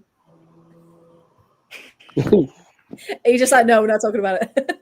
Do I have to? I mean, I will if I have to, but yeah, go on. Just quickly. So obviously go up through Vignola, who I did have in my team. But then Naomi Mouchon comes back after injury and bloody well scores, didn't she? To share the points. What were your thoughts, Chloe, on the game? To be honest, I was actually fuming. I love the arm folding as well. To be honest, I was actually fuming. I was really annoyed. Because I shall be back in a second. I'm just going to show you because I have a cuddly toy that looks like Chloe's face. Responding to that. So hold on. It looks like Chloe's face. That's fantastic. I just feel like we should have won. Like, we were the better team. We had more possession. Onella's goal was fantastic. Like, I don't know what it is, but there's just something massively missing from Everton at the moment. I don't know what it is. I mean, I've got absolutely no idea where Claire. I tried to combine a name then, where Claire Wheeler played. Because she was just. It seemed to be everywhere on the pitch. Like, I couldn't even tell you what a position was because I have actually no clue. Because she was just literally here, there, and everywhere. I've no idea where she played. I feel like Emily Ramsey's okay, but she doesn't have as much experience as our court does. And to be fair, I've now read that she's going to be out for 4 to 5 weeks, not 45, 4 to 5. Just to make that very, very clear. And like 45 weeks. Okay. I'm worried, but I just think there's something really, really missing from Everton. I've got no idea what it was. And I'd also like to know where Chloe Wheeler was because I've got no clue what her position was. Oh, it's just so frustrating because we should have won. We really should have won. Yeah. Because Leicester haven't had the best start at all. And you just think, in the grand scheme of things, when you do have some tough games coming up in general, Leicester was probably one of the ones, same mid-table team, they're the ones that you want to be beaten, aren't they? So yeah, a bit of a rough one for Everton there. I just quickly want to talk about Aston Villa. They won 2-0. And again, if people haven't watched the highlights, please go back. Because Kirsty Hansen, we just need to take a minute for Kirsty Hansen, because that strike from the edge of the box, I don't know how it went in. I don't know how she did it, but she needs to take all of the bows because it was beautiful. And then Lynn Vilms, who I've been banging on about since they signed her because I still can't believe it, finally scored from a set piece. She's been getting closer and closer and closer. And the free kick she took was just incredible. The first half wasn't much to write home about. I didn't have much hope, to be honest. Although I was in London geeking out over Mary Beard, if anyone's into that ancient history. So I was trying to check in the interval, being like, what's happening? What's going on? Saw 0-0, and I was like, okay, we can probably do better. And then they did. They blew out kind of all expectations. So ended 2-0, and it was incredible. However, as Emma has rightly said, our hearts and love and everything go out to Jill Byings, who has tore her ACL. And it was just absolutely gutting because she is such an integral player for the team. So really, really heartbroken for her, and just hoping that she's okay. Her dad is friends with the fan club, so he does keep in contact. And he was saying, she's going for a scan. Hopefully she's all right. And then the news came out that unfortunately was her ACL. So we're all with you, Jill, and we hope you are back soon because you are an incredible, incredible player. So Villa finally getting a win there, 2-0 against West Ham. But the one of the weekend, yes, she did, Tony. Well done. Yes. Lynn did dedicate a goal to Jill, which was lovely. The game that's got everyone talking, kind of pre-Arsenal's Champions League loss to Lyon, was their loss to Manchester City. Now, as we kind of teased earlier, you were there. You braved the wind, the storm. The Joy Stadium even promised there was going to be some ponchos at some point. I don't know if you managed to get one. But how did this one go? Because City... You would expect it to be a tight game, wouldn't you, this one? A bit like the United-Chelsea, it's kind of top of the table clash. But City looked the most convincing out of the two. So did they deservedly win, in your opinion? Yeah, I braved the absolute storm for this. It was cold, it was wet, it was horrible, the seats were all wet. It was absolutely horrific. The conditions were not it, but could never miss a City Arsenal clash. Every time I've been, flood? They didn't actually, but I was in the queue the entire half time, just waiting, which isn't fun. But also just a little side note, because we love a little side quest. Can we get some more women's toilets in, please, in stadiums, please? Because yes, sick of queuing for like the entirety of half time when I could be doing better things. It's just not it. My dad just waltzes in and out, and I'm there queuing for the entire time, and I'm just like, I'm still here. It's just not it. But they didn't flood this time. It was just they were wet, but it was it was not a vibe, but was not missing this because this fixture's always fun. Yes. Every time I've been, it's been really entertaining, and this one actually did not disappoint. Absolute 5-goal thriller. Yes.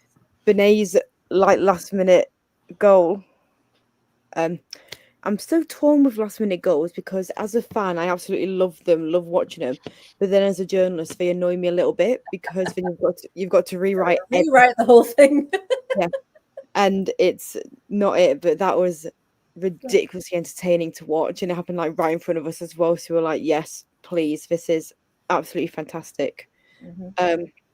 Bunny Shaw got the first goal of the game where she headed it into the net, and then just 30 seconds after the restart, Mariana Caldente, anyone who follows the headband tracker, it was yellow. There's a weird little difference. We don't know if it's yellow or white, but it was yellow.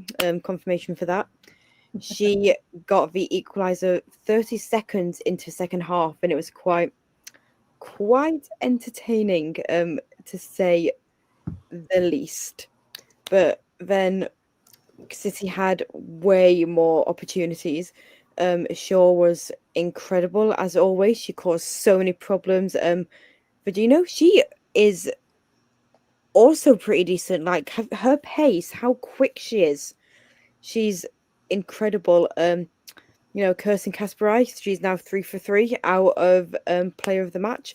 She did have a goal ruled offside in the first half, and then she redeemed herself in the second by scoring again.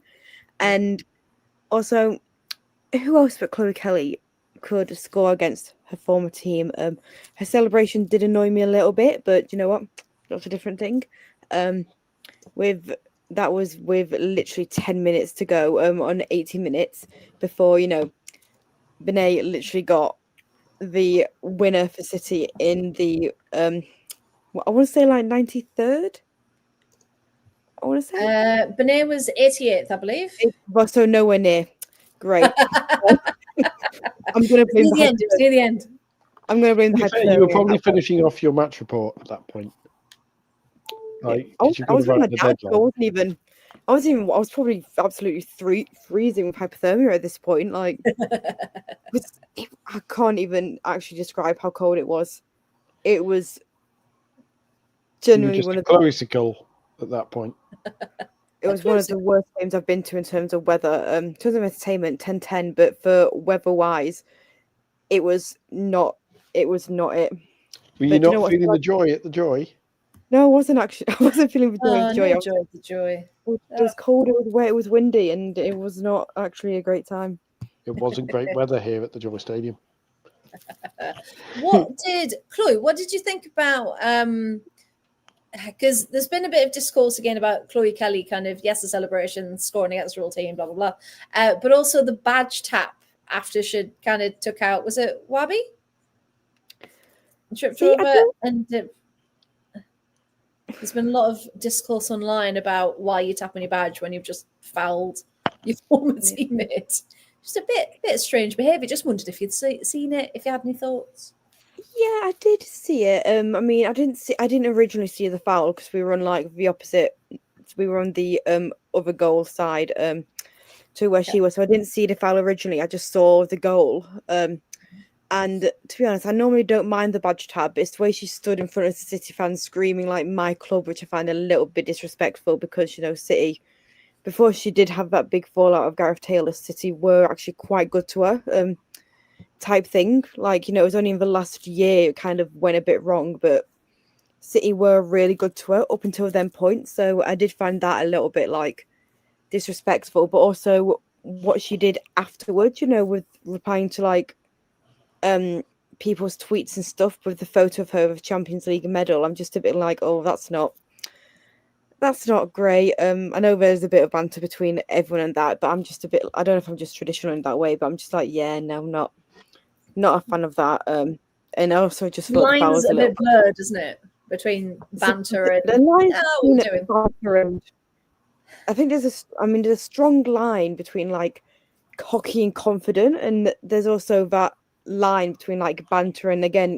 cocky, and I think she's just kind of breaching that line a little bit from being confident and happy and into that type of like cockiness, and I'm just not a huge fan of that. I don't really like the whole like cockiness she's got now type thing. I feel bad about saying I like. There are players you don't wish injury on anybody, but there are players that you like seeing well and truly cleaned out. Didn't what you mean, Paul? No. Are we? What we're pretending? We're pretending this is just me, and there aren't. No, please continue. Yeah. If someone kicks Chloe Kelly up in the air, it's maliciously enjoyable at this point because she's an absolute shithouse. Like that, she's like Chloe says, she's crossed the line from sweetly confident, happy to annoying shithouse. And just as a disclaimer, we're not wishing anyone gets kicked up in the air before someone kicks off that we're promoting violence or anything like that. But no, it's part of the game where, like, if because of that kind of willingness to get involved in that shithousery, you almost want it to happen. A bit like when Katie McCabe gets involved in something, like it's that physical aspect of someone goes up against her, she's then going to go, like it's that kind of coming together, isn't it? Chloe Kelly is like Katie McCabe in that she seems like the kind of sneaky schoolyard bully who's really confident when the teacher's around. And then the moment that she actually has to back herself up under pressure in a way that isn't scoring a penalty. And I think she's making a rod for her own back, because she will miss penalties, and when that happens, people will turn on her. As soon as she has a bad game for England, the fan base will turn on her viciously. It's that fine line, isn't it, between, because you can be cocky and still have that humility about you, can't you? And then there's that fine line of when you tip over into actually there's a bit of an attitude coming with it. Like there are players for England who I will criticise as players, but I like watching them. Like Leslie Russo, I'll criticise her as a player in various ways, but she doesn't. You don't look at her and go, "Oh God, she thinks she's better than she is." You don't look at her and think, yeah. Leah Williamson, you don't look at and think she believes her own height. Yeah, there's still that separation between what's going on. Whereas Chloe Kelly is now the brand Chloe Kelly, in the same way that Katie McCabe is now the brand Katie McCabe. Okay. Yeah. And also, Chloe, you're not as good as Olivia Smith, so wind your neck in. Well, if Olivia Smith was English, you wouldn't even have been in that squad to score the 4 or 5 penalties. Ooh.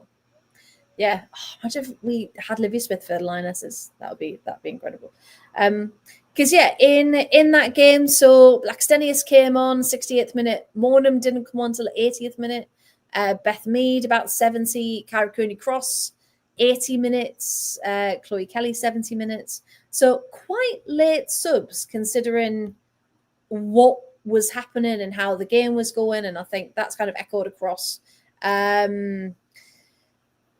the games this weekend, hasn't it? Like substitutes, where they're coming in, where they're playing a part. Are they actually making a difference, or is it just going through the same motions kind of every week? And you just want everyone to come on and fight for it and make it impact on you, and not kind of take it a bit too far. Now, the final thing I was going to talk about will make more sense once I've gone through some results. Because Serie A in Italy kicked off this weekend. Matchday 1 feels like so much later than everyone else.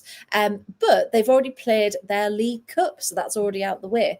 And it might be, would we want our League Cup to be in front of the season? There's like a practice almost, get you ready for the season. But coming up to my question, opening weekend we had Ternana, Parma, and Genoa. All 3 newly promoted teams. All 3 got beat, unfortunately. But it was the Inter-Ternana match that I wanted to look into, because Inter won 5-0, which brilliant scoreline for them. And there was a red card in it. However, the red card was only given after FVS got involved. Now, have we heard of FVS before? Is FVS the sort of VAR light? Yes, that is indeed the one. Serie A and Liga FA are both using FVS this year. So it's a VAR light. What it essentially does, for those who don't know, each manager has 2 challenge cards, if you like, a bit like tennis, where you can challenge the call. And in Serie A, it's fantastic. I don't know if it's the same in Liga FA, but to get the match official's attention, you have to rotate your index finger. You have to kind of signal them like this, and then present your card. So you get 2 challenges per match, and one of them was indeed on this challenge, and it was Pacioni. She'd already had a yellow card. She'd gone in for another challenge, initially wasn't given, but the ref went back to have a look at the pitch side monitor, and overturned his initial decision and gave her a red. Okay, so it does work, and it can work when it's used properly. I know Liga FA, they were taking forever. They were checking everything, and they just weren't using it properly. So I quite like the 2 cards challenge system. So my final question to you of the pod would be: do you think it's time, due to everything we've seen this weekend, especially with penalties, that the WSL and even WSL2, really, is it time that we introduce FVS, this VAR light, when there are huge questions about decisions? Paul, what do you think? Yes. Wonderful. Unquestionably. Because we need something, don't we? WSL reffing is not good enough. And I think that we are now at a stage where, in something like that, hello Nancy, returning after a couple of weeks away, because, well, not a couple of weeks away, she's still been here, but because I go upstairs, she stays downstairs. There we go. Just come up to say hello. But yes, because I think that if, let's say hypothetically, that challenge with that Paris and Ballgrafer challenge had happened, and then Taylor had been able to review it, and upon review, the referee had gone, yeah, okay, that's not a penalty. Yeah. Clearly. With the benefit of the slow motion replay and everything else.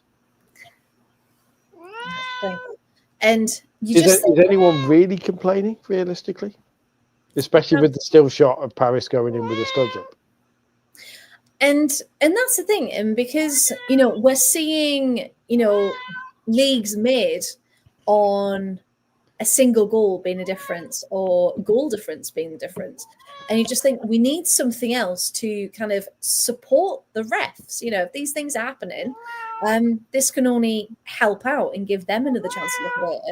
And if nothing else, it's going to make the game a bit cleaner. Chloe, have you got any thoughts? Would you like to see something like that come in? To be honest, I would kind of, but for those like kind of, I was going to say mini, but that's not the right word. I can't find my words today.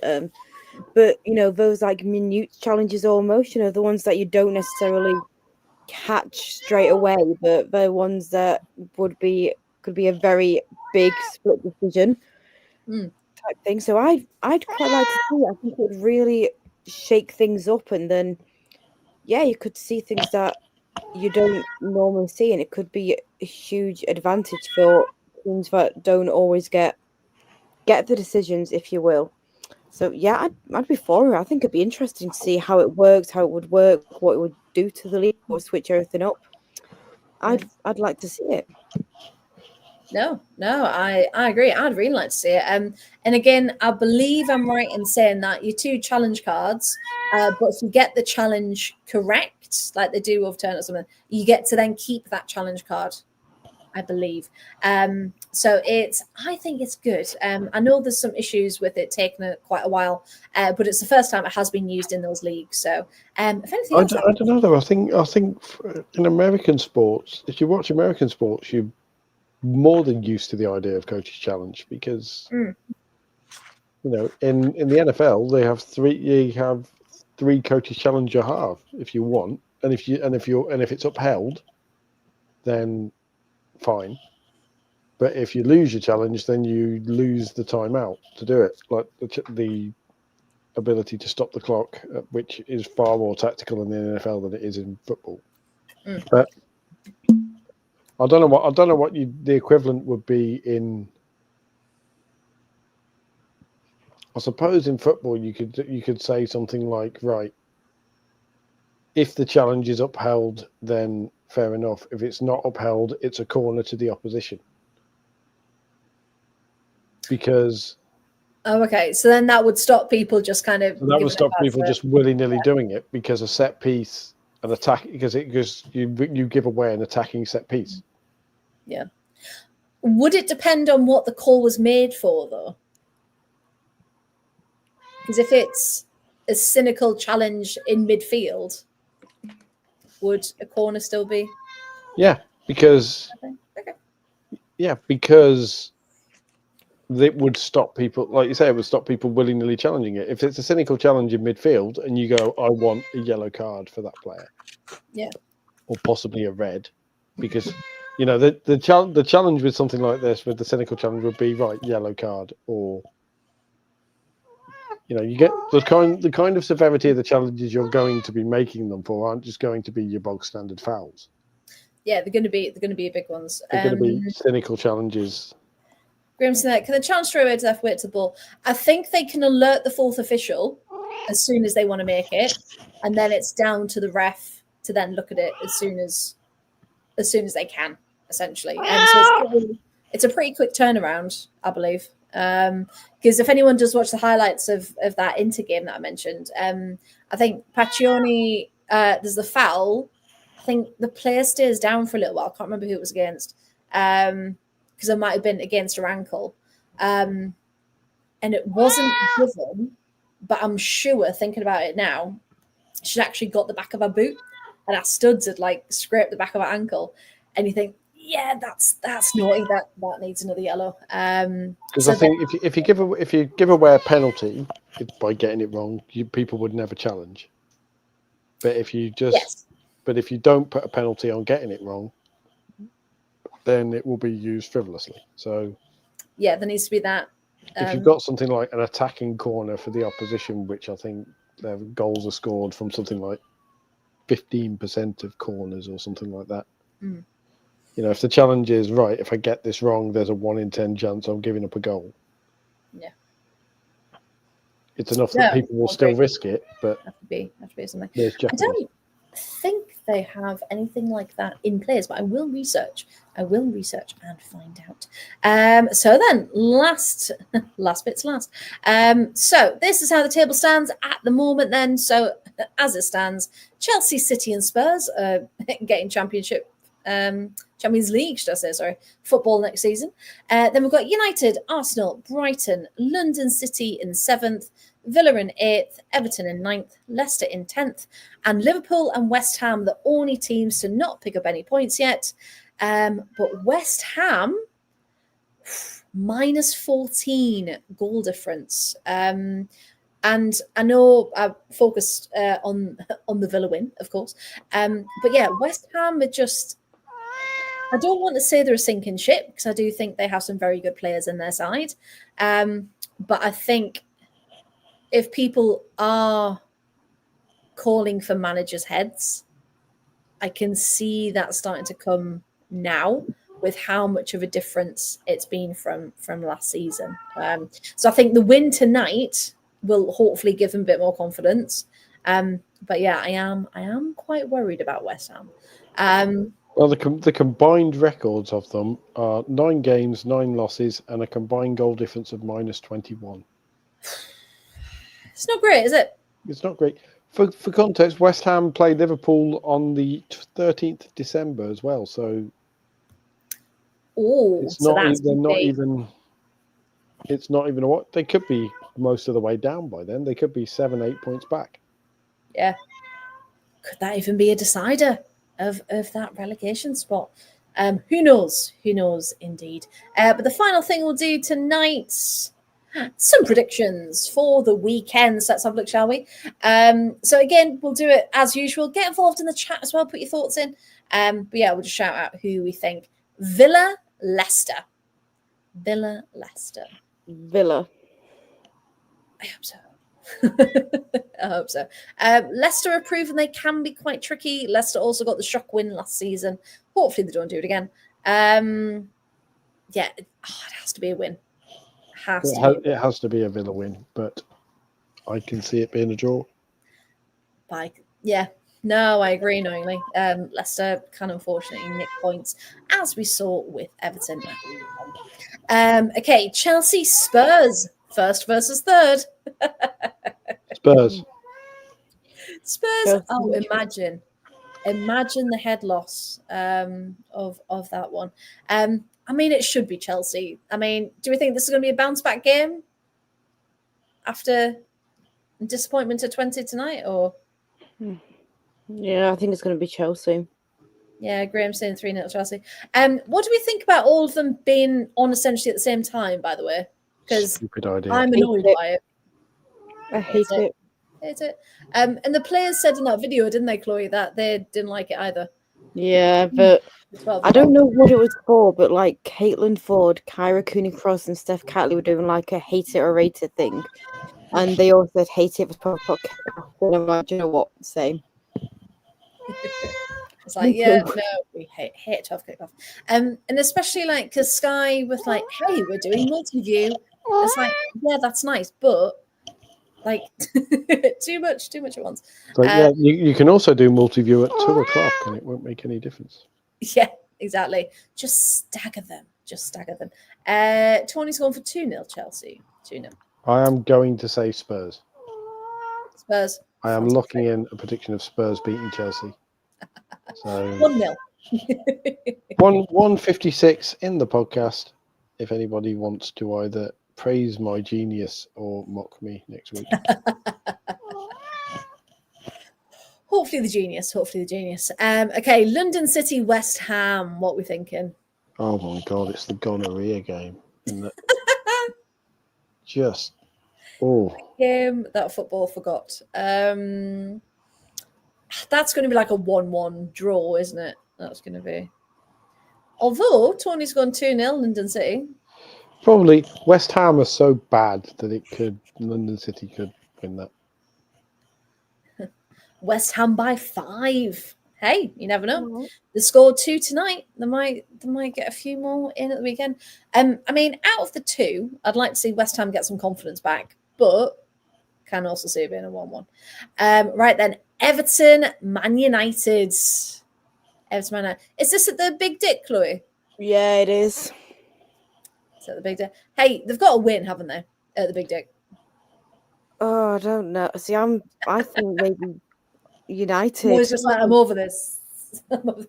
No, I think United are gonna win because we're just awful.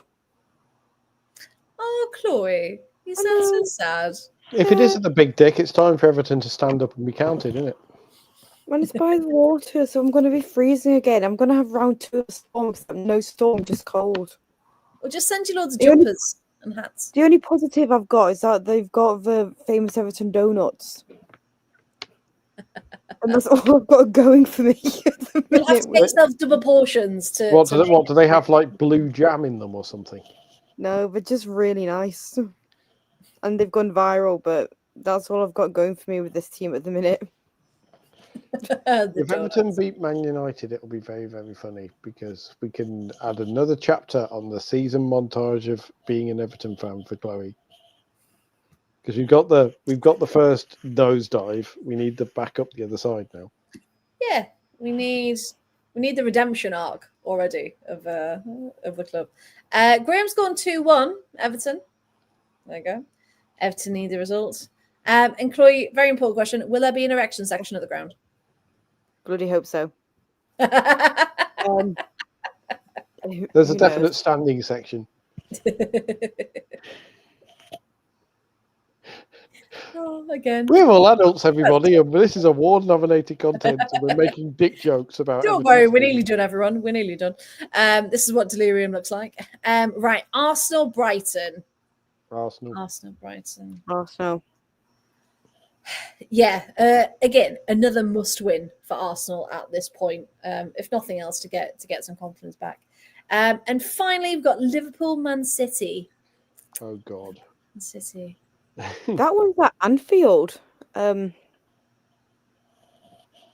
Just throwing it out there, but City. Anfield, okay. At Anfield, is that Annie? Oh, I mean, City should win, but what a result for Liverpool if they get a point from that. That'll be massive. I know you don't want them to, Chloe. I know you don't want them to. But yeah, Grahamson 3-0 to City. I think it'll be City. That's not going to be good for Liverpool. No. Do we think that Gareth Taylor's job, as we've mentioned other managers, we'll talk about Taylor as well. Do we think he could be replaced if things don't pick up? Or think Liverpool are committed / don't care? He should be replaced. There's a difference between could and should. He should. Also true. Yes. Whether he will be is a different question. Yes. Yeah, that's true. It's just very, very annoying, isn't it? About whether it happens. But again, you just want the best for the club, don't you? That's it. That's what we want. So let's have a look. I think that's all I wanted to say. But Sean, absolutely right. You won't find anything like this in other podcasts. No, because we don't know what we're going to talk about either. Official professionally national league team endorsed podcast, no less. Mm-hmm. Up the Dale. Indeed, yes. Yes, if people didn't see, our wonderful Shah does lots of work with Rochdale and is the official Her Game 2 ambassador. And the club have tweeted their support for the upcoming Football Content Awards. And while I've got your attention with the Football Content Awards, make sure you vote. Okay, make sure you vote. Now I'm gonna share the screen so everyone knows what it looks like. While it's up, bear with everyone. Bear with. Okay. So it looks like this, if everyone can see it. So go to the footballcontentawards.com and the voting portion looks a bit like this. Now, voting closes on Sunday, October the 12th. So you haven't got long. So get your votes in right at this moment. We are nominated for, annoyingly, not Best of Women's Football, but next year we're going to get it. But we are here under Best Content Creator, and you need to scroll down to the Absolute Football Podcast and to Best in Non-League as well, and with the Absolute Football Podcast there. So we're not under A for Absolute, we're under the Absolute Football Podcast. So please do make sure that you cast your vote. It would mean the absolute world to us. And the award ceremony is at Elland Road in November. And we're looking to get tickets and stuff sorted at the moment. So if we win, Ant will do a lap of Elland Road. Yes. We'll all follow him. The famous lap from Ant last year when we won. He will do it again this year. If I get up there, I'll follow him. I'll do it backwards. Backwards around Elland Road while singing Marching On Together. I don't know. But if you can spare 2 minutes, if you could vote for us, we'd absolutely love it and really appreciate it. So thank you very much. Now, where else can you keep up to date with us across all of our socials? You may ask, and it's here. Okay, we are live 4 nights of the week. Mondays with the non-league show, Tuesdays with the Premier League, us, the women's football show on a Wednesday, and the lower league show on a Thursday. All kicking off at 8:30, so you know you'll never miss it. They're all our handles there. We're very active, well, across most things, but especially on Twitter, YouTube, and on the TikToks as well. But yeah, we've got loads of stuff coming up. Remember, if you are a member, then you get exclusive access to different bits and pieces. And we've got more exclusive content coming up as well.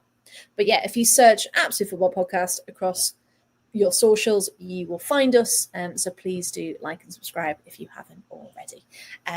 It makes us very, very happy. Now, Graham, you deserve a special recognition for the Women's Euros coverage. I wish, mate. I really, really do. I did think that might get us a nomination. I did, yeah. Yes. I really did. But it just wasn't meant to be this time. But that's okay. We're going to make the pod bigger and better. So for next time, next year, the nominees come round. We'll be up there. Thank you, Sean says already voted. Amazing work by everyone involved. Yeah, because remember, it's not just us; it's the whole podcast family. That we're going to go and celebrate the entire team, because everyone puts in a phenomenal shift to make this work. And yeah, just be nice to celebrate it. And that brings us to the end of another wonderful stream. Chloe, Paul, thank you so much. Can never do it without you. Chloe, where can people find you, please? So I can be found on all socials at ChloeBear529, or if you want to see what I get up to, my journalism stuff, I'm at Chloe Talk Sports as well on all socials. Chloe Talk Sports, thank you very much. And Paul, where can people find more of you, please? You can find me much quieter than recently, because trying to be more professional. Because as Freya loves to say, growth. But it is at Paul W Radio is where you can find me on there. Yeah, on there or ranting on here. And we do love a good rant, of course. And just a final shout out for Champions League as well. I thought there was more of a time gap between the two. We're back for Matchday 2 on the 15th and 16th of October. So that's next week, isn't it? So not too far to wait at all for more Champions League football. So there. I always thought it was going to be more like 2 weeks. Yeah, that's confused me as well. Yeah, because I was looking at it and I was like, the 15th. I was like, it's the 8th. So yeah, next Wednesday and Thursday. Hey, we'll be back with some more live streaming. Don't you worry, because we've got Lyon, St. Polten, Vålerenga, Wolfsburg, Chelsea, Paris FC, Roma, Barcelona, and Leuven versus Twente on Wednesday. Can we talk about Leuven very briefly? Because go for it. For their start to the team, they have some players, and most of them are like 16. Like Katinka de Koister, for example, is 16. Aurélie Reinders, who scored the second goal against Paris FC, is 18, and apparently already has big clubs looking at her. So these teams like 20 and Leuven are where the next wave of talent's probably coming from, realistically. Exactly, yeah. And to anyone who thinks, oh, well, it's just that team, they made it this far. They've got this far for a reason. They are very, very good teams. But yeah, we'll leave it there. But I'm at T Rights across more socials. And we will leave it there. But we will be back next week, next Wednesday, 8:30-ish.